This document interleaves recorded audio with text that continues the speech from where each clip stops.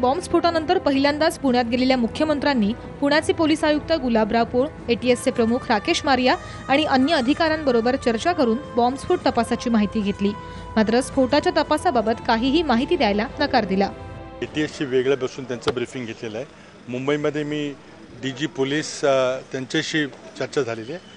एवढंच या ठिकाणी सांगता येईल आता की चौकशी चालू आहे, तपास चालू आहे आणि तपास झाल्यानंतर याबद्दल काही स्पष्ट सांगता येईल। या स्फोटात जखमी झालेल्या दयानंद कांबळेला क्लीन चिट देण्यात आली आहे का किंवा बॉम्बनाशक पथकासाठी खास सूट खरेदी करण्याबाबतही काहीही सांगण्यास चव्हाण यांनी नकार दिला। माध्यमांनी अधिकृत माहितीवरच आधारित बातम्या द्याव्यात असंही आवाहन त्यांनी यावेळी केलं।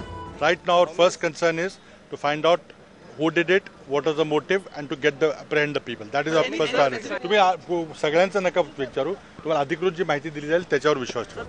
पुण्यातल्या सीसीटीव्हीच्या मेंटेनन्स बाबत आपण महापालिका आयुक्तांशी चर्चा केली असल्याचंही चव्हाण यांनी सांगितलं। साम मराठी, पुणे।